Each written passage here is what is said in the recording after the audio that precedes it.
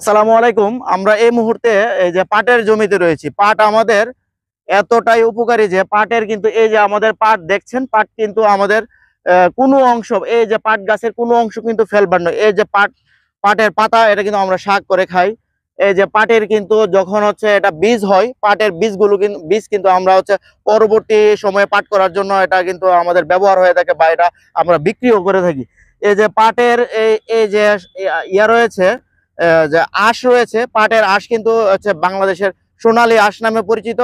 পৃথিবীর অন্যান্য আঁশের চাইতে বাংলাদেশের এই যে পাটের আঁশের গুণগত মান এতটাই ভালো, এই জন্য কিন্তু বাংলাদেশের পাটের হচ্ছে অনেক চাহিদা রয়েছে।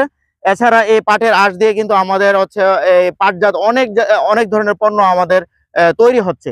আর এছাড়া এই যে পাট কাঠি রয়েছে, পাট কাঠিটাও কিন্তু আমাদের জ্বালানি হিসেবে, বা আমাদের বিভিন্ন ধরনের দিয়াশলাই সহ অন্যান্য হচ্ছে বিভিন্ন মিল ফ্যাক্টরিতেও কিন্তু এই পাট কাঠিটাও ব্যবহৃত হয়। তার মানে হচ্ছে পাটের কোনো অংশ ফেলবার নয়, প্রত্যেকটা অংশই আমাদের কাজে লাগছে।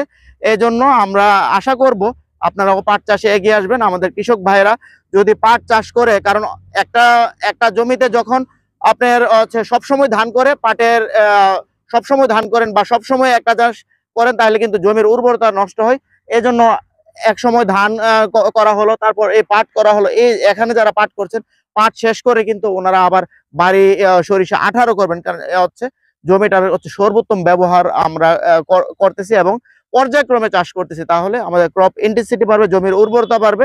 তো আপনারা পাট চাষে এগিয়ে আসবেন। ধন্যবাদ সবাইকে। আসসালামু আলাইকুম।